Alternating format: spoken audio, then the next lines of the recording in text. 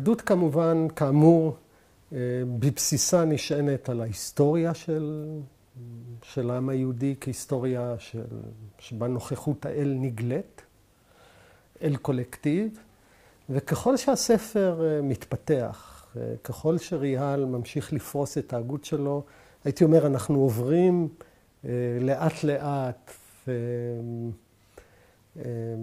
מהיסודות הניסיוניים האישיים שעליהם הדת בנויה כנגד הפילוסופיה, אל רמות מוסדיות, אובייקטיביות, יותר ויותר עמוקות ומשמעותיות שריה"ל מוליך אותנו אליהם, במעבר שלו מהניסיון האישי אל הדת האובייקטיבית, הממוסדת.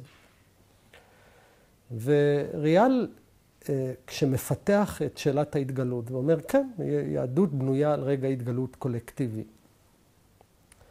ומתחיל לשאול על אפשרויות הנבואה והנבואה עצמה. מגיע לכמה טענות שצריך לעמוד עליהן, שמתגבשות, הייתי אומר, בשלושה מהלכים מרכזיים. האחד זה ייחודם של המצוות כמערכת סגורה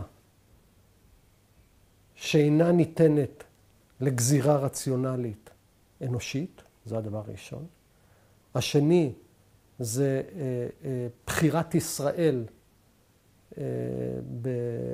כמהות, כתפיסה מהותית של הייחוד היהודי.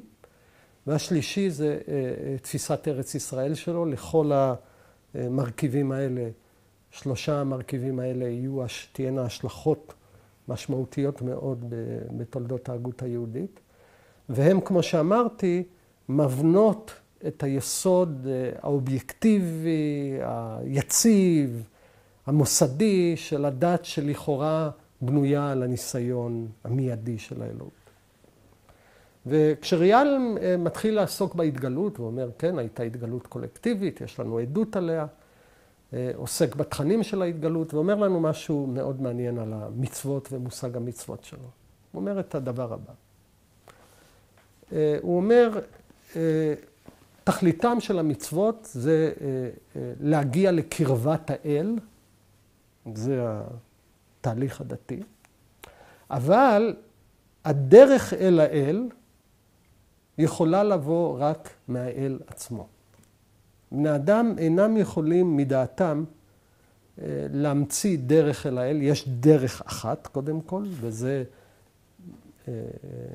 הייתי אומר מהדהד בחלום הראשוני בנקודת המוצא של הספר, יש מעשה נכון. ואת המעשה הנכון הזה אי אפשר להסיק באמצעות התבונה. רק האל בהתגלותו יכול להגיד מהי הדרך אליו, והיות וההתגלות היהודית הייתה קולקטיבית, יש לה בסיס. ואז אומר לנו ריה"ל, משל חשוב ומפורסם בתורת טעמי המצוות שלו. אגב, אחד הנושאים, אני אמרתי מדי פעם בקורס, בשיעור, אנחנו גם עוסקים בנושאים או מפנים את האצבע לנושאים מסוימים שעולים תוך כדי הצגת הגות מסוימת. אחד הנושאים המרכזיים של ההגות היהודית לדורותיה ולגווניה היו טעמי המצוות. היהדות היא פרקטיקה, היא אורח חיים, מה הפשר שלו. כל הוגה יציג, ראינו אצל רס"ג שהוא מבחין בין המצוות השכליות, המצוות השמיות, גם המצוות השמיות שלכאורה אין להם טעם, יש להם טעם משום שהן מביעות הכרה טובה לאל. אנחנו נראה שלריה"ל יש עמדה מאוד מיוחדת ומאוד מסוימת בשאלת טעמי המצוות, ששונה מעמדתו של רס"ג, שאחר כך הרמב"ם התפלמס איתה, והמקובלים, תולדות הקבלה שבהם נעסוק בהמשך, גם הם הציעו עמדה אחרת לגמרי. אז מהי שיטתו של ריה"ל בעניין טעמי המצוות? הוא אומר לנו, את הדרך אל האל אפשר לדעת רק על ידי האל עצמו, והוא אומר, משל, למה הדבר דומה? מי שחושב שהוא באמצעות שכלו יוכל לדעת איך להגיע אל האל. לשחל שחדר לתוך אוצר התרופות של רופא, הידוע לכל בתרופותיו המועילות. בשעה שהרופא איננו שם. כן? חדר התרופות, נקרא לזה אוצר התרופות, בית המרקחת.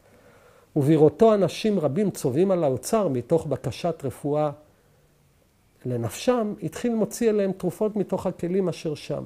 בלי כל ידיעה בטיב התרופות, בכמות המנה, ובכמות מנה ומנה ראויה לכל איש ואיש, ונמצא זה ממית אנשים באותם התרופות שיכלו להועילם.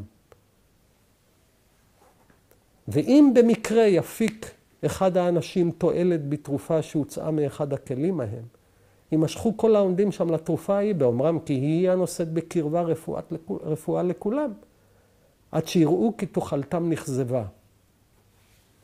או שימצאו אחר כך תועלת מקרית בתרופה אחרת ויימשכו אחריה.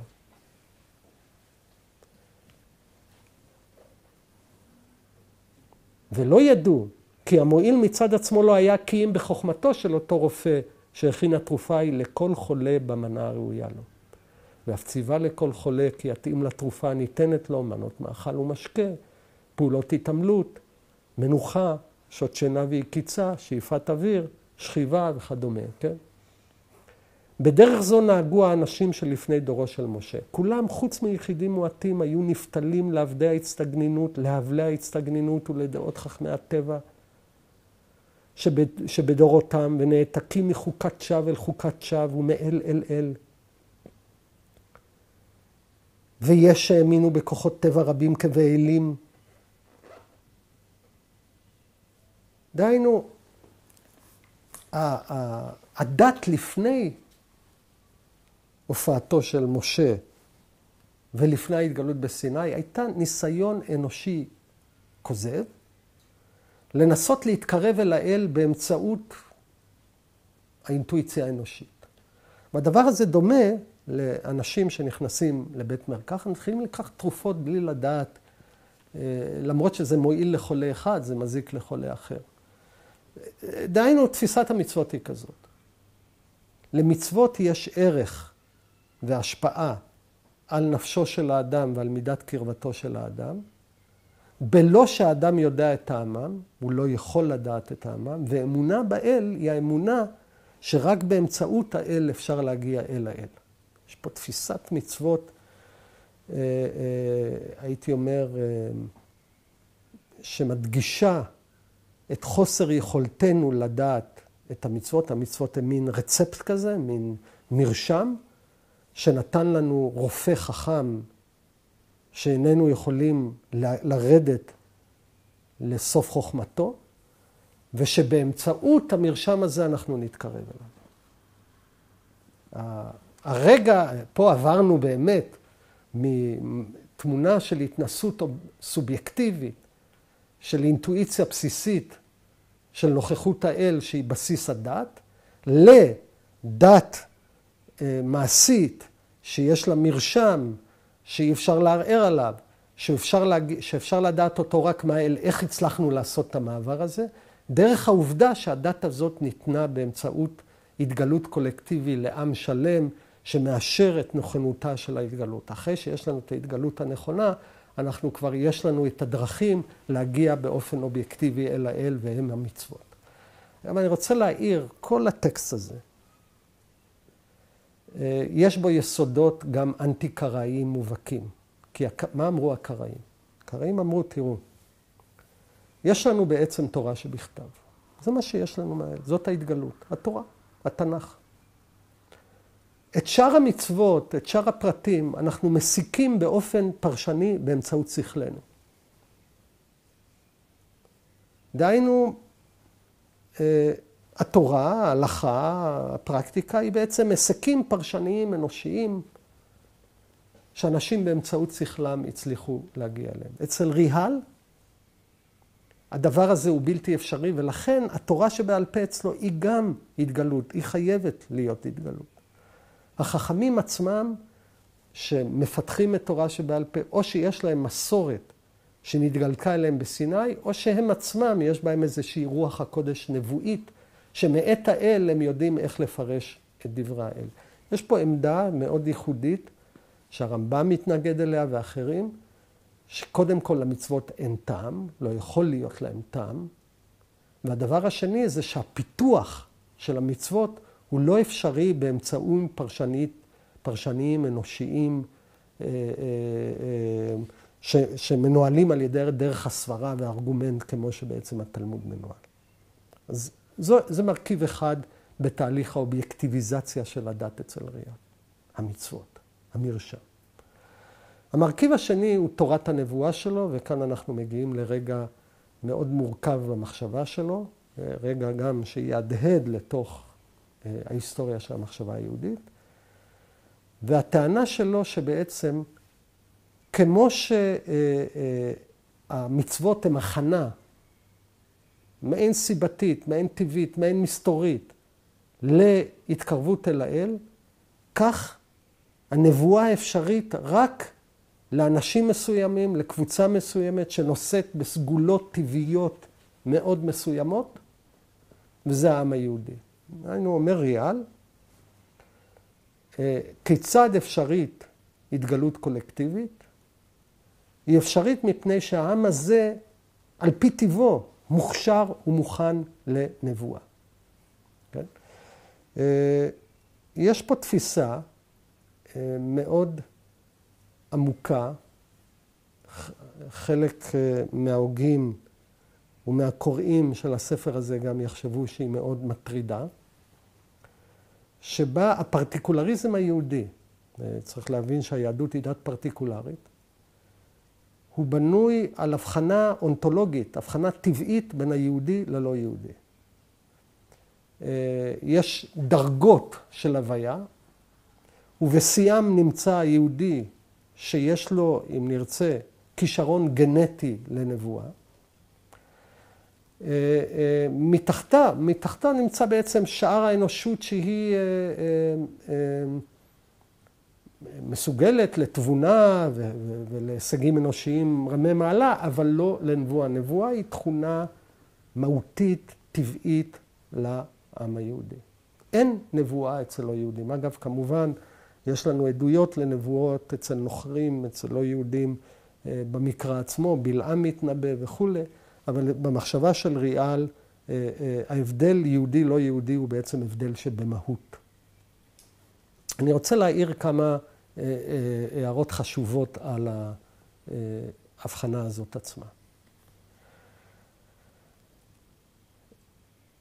במחשבת חז"ל, גם אגב אצל רס"ג, מה שמאפיין את הפרטיקולריזם היהודי ואת מושג הבחירה, מה זה עם נבחר, הוא לא שליהודי יש תכונות טבעיות שהופכות אותו לאחר, שונה, עדיף על העולם היהודי, הלא יהודי, אלא שקבלת התורה הופכת אותו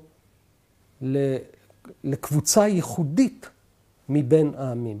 אשר בחר בנו מכל העמים, איך בחר בנו מכל העמים, כך נאמר בברכת התורה, שהיא מטבע שטבעו חכמים בתקופת חז"ל, אשר בחר בנו מכל העמים ונתן לנו את תורתו. רס"ג יגיד, אין אומתנו אומה אלא בתורותיה. דהיינו, תפיסה מאוד שונה מהתפיסה של ריאל, שאומרת את הדבר הבא. העם היהודי אינו נבחר בגלל תכונות ייחודיות שיש לו, אלא העובדה שהתורה ניתנה לו והוא קיבל את התורה. ולכן, כל אדם, גר למשל, אדם לא יהודי, שמעוניין להצטרף ליהדות, מעמדו יהיה ככל יהודי, בכל הרמות כולם, ברגע שהוא יקבל עליו את התורה, משום שהוא נהפך ליהודי באותו אופן שיהודים הפכו ליהודים. דהיינו על ידי קבלת התורה. והתפיסה הזאת, כמו הטענה שהכישרון לנבואה הוא כישרון אוניברסלי ולאו דווקא יהודי, היא תפיסה שגם הרמב"ם ידגול בה. הרמב"ם אומר, בהלכות שהוא עוסק בהן בתורת הנבואה, אומר שאנחנו צריכים להאמין שהאל מנבא את בני האדם, הוא מנבא את כלל האנושות, כל אדם באשר הוא אדם מסוגל בתהליך ארוך להגיע לדרגת נבואה. ובחירת ישראל, אם כך, היא לא הבדל מהותי בין היהודי ללא יהודי, אלא היא בעצם שאלה של אורח חיים וקבלת אורח חיים מאוד מסוים. כאשר אחד השאלות שילוו את שאלת הפרטיקולריזם היהודי לדורותיו תהיה, שיש לה גם משמעויות אתיות ופוליטיות מאוד עמוקות, הוא האם הייחוד היהודי בנוי על תפיסה של מעמד טבעי, מהותי אחר של היהודי ביחס ללא יהודי, או הייחוד היהודי אינו אלא אורח חיים, ובאשר הוא אורח חיים, כל מי שיקבל על עצמו את אורח חיים הזה הוא יהודי ככל היהודים. היהדות אומנם היא דת פרטיקולרית, אבל היא לא דת גזענית או אתנית, במובן החריף של המילה, במובן הצר של המילה, משום שהיא מאפשרת הצטרפות בתהליך של גיור, ואין הבדל, אין שום הבדל בין מעמדו של הגר למעמדו של הישראלי המקורי, בגלל שהגר אינו אלא יהודי שקיבל על עצמו, דהיינו, הוא נהפך ליהודי באותה דרך שכל היהודים נהפכו ליהודים, דהיינו על ידי קבלת התורה. וזו הבדל מאוד עמוק בהבנת אופיו של הפרטיקולריזם היהודי. הלוי, אגב, באותה עמדה שהוא נוקט ביחס למעמדו של עם ישראל, כעם שנושא את, אם נרצה, הגנטיקה הנבואית הייחודית. אגב, יש לו שאלה מאוד מעניינת, שהוא צריך להתמודד אותה כפרשן. אם באמת לעם ישראל יש איזשהו ייחוד טבעי, גנטי, של הכישרון הנבואי, שאינו ניתן לשני בני אדם, הסיפור המקראי הרי מתאר את אברהם שנולד לתרח. אברהם בעצם לא נולד ליהודי, כן? גם כל האומות כולם באות מאב משותף, מהאדם הראשון. המשנה במסכת סנהדרין תגיד, למה נברא אדם יחידי? למה העולם מתחיל בזוג אחד? כדי שאדם לא יוכל להגיד לחברו, אבי גדול מאביך. כולנו בני אב אחד. אז ריהל יצטרך בתורה המעין גנטית שלו, יצטרך להתמודד עם השאלה שבעצם ליהודים יש מקור גנטי, הם עצמם מוצאם מאב משותף לכולם, או גם בהקשר המיידי, אביו של אברהם הוא תרח. בכל מקרה, ריהל עוקף את זה, והוא אומר שהעניין האלוהי, היכולת הנבואית הזאת, אמנם הייתה אצל האדם הראשון, אבל היא לא עברה דרך כל בניו, הגיעה לאברהם בדרכים מסוימות. עכשיו, שאלה כמובן בתוך התמונה הגנטית הזאת, אם כך, אם היא לא עוברת לכל אדם, מה פתאום היא עוברת לכל זרעו של אברהם? אבל לריהל, כמו שלהוגים אחרים בדורות שיבואו אחריו, מאוד חשוב לא רק להבחין את היהודי בדתו מהסביבה שלו, אלא גם להבחין אותו בטבעו. אותו מהלך נוקט ריהל גם ביחס להבחנה בין ארץ ישראל לשאר הארצות. וכשריהל עוסק במושג קדושת הארץ, הארץ הקדושה, הארץ המובטחת הקדושה, הוא אומר שזהו המקום היחיד, האקלים הגיאוגרפי היחיד, שבו תיתכן נבואה. כמו שיש רק עם אחד שמסוגל לנבואה, הוא מסוגל לנבואה רק במקום אחד. אין נבואה בגלות. ארץ ישראל במובן הזה היא קדושה באופן מהותי.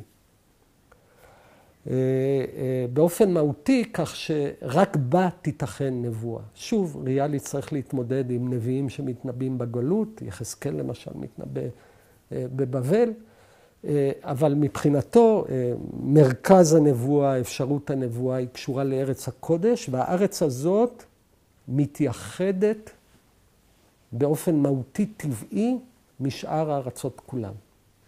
בנוכחות האל בה, במיידיות של אפשרות הנבואה בה מצד טבעה. אני רוצה גם פה להתעכב, כמו שהתעכבנו על השאלה של פרטיקולריזם, של ייחוד, להתעכב על מושג הקדושה. כי אצל ריהל, הארץ היא קדושה בגלל אופייה הטבעי. ויהיו לנו תפיסות אחרות של קדושה, שהרמב"ם מייצג אותה והוגים אחרים מייצגים אותה, שיגידו את הדבר הבא.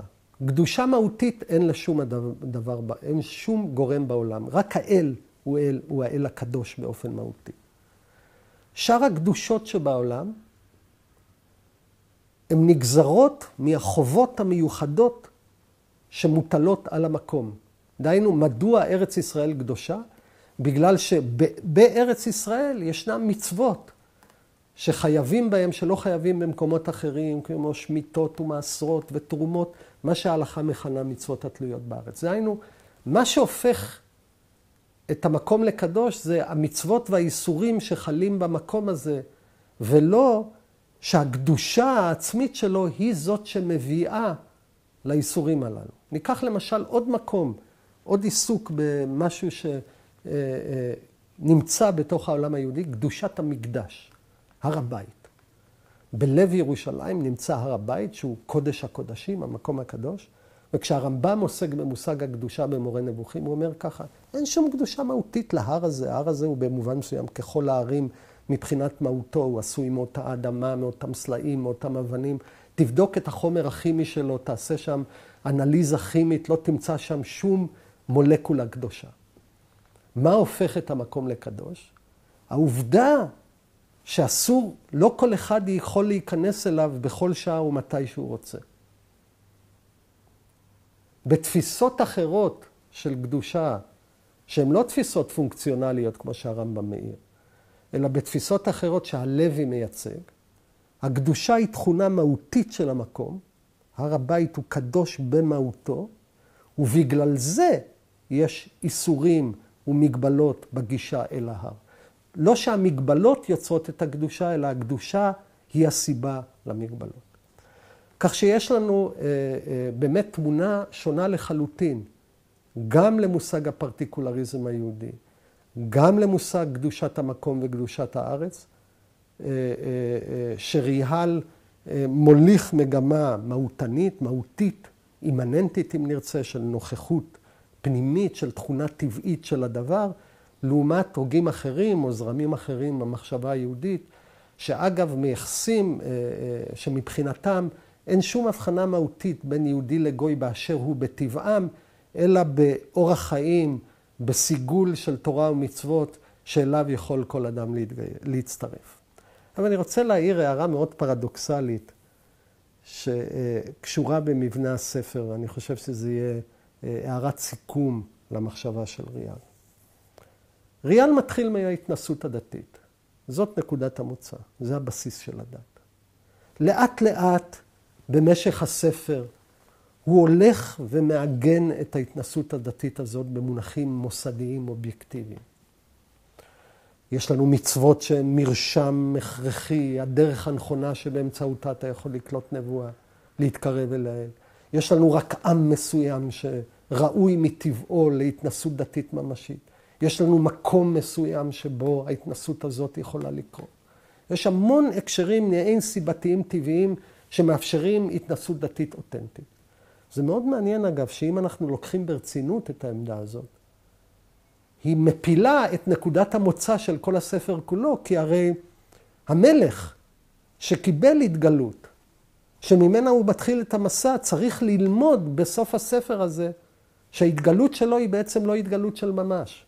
כי באשר הוא אינו יהודי, הוא לא יכול לקבל נבואה באופן המוחלט של הנבואה. זאת אומרת, הייתי אומר, הניסיון הריאלי הזה לאובייקטיביזציה הולכת והמעמיקה של הדת, מפילה באיזשהו מובן, עד כדי כך את התשתית הניסיונית, את נקודת המוצא של הספר. זה ספר פרדוקסלי, זה מרכיב פרדוקסלי בחיבור הזה.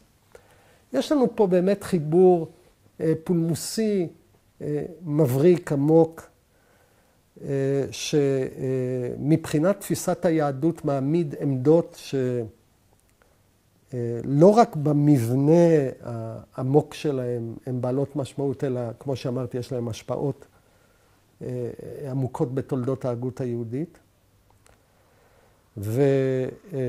ובתשתית שלהם, בתשתית של הרגישות הדתית הריאלית שנוצרת כאן, מהדהדת העמידה של היהודי שרואה בהיסטוריה המאוד מסוימת שלו, של עמו, את הבסיס לוודאויות הדתיות שלו, שהולכות ומקבלות תוקף יותר ויותר פרטיקולרי בתוך התמונה האובייקטיבית של המצוות, של הנבואה, של הארץ. והם הבסיס לדת היהודית ולא טענות רציונליות, פילוסופיות, מהן אלה שראינו אצל סעדיה גאון ושנשמע בתולדות המחשבה היהודית לדורותיה. בשלב הזה, העמדות האלה לא מחייבות דחייה ושלילה של המדע והפילוסופיה. הן רק טוענות שיש מרחב של הניסיון האנושי, מרחב מסוים של הניסיון האנושי, שהמדע והפילוסופיה לא יכולות לתת עליו דין וחשבון מלא, ושאדם כיצור רחב יותר, בעל מימד וספקטרום התנסותי עמוק יותר, לוקח אותם ברצינות. הייתי מסיים אולי באיזו הערה שאולי אפשר איזה מין ספקולציה ביוגרפית על ריאל. בעצם הספר הזה הוא המעבר מההתנסות של היחיד להתנסות הקולקטיבית שמבנה דת אובייקטיבית שבסוף מערערת על נקודת המוצא שלה.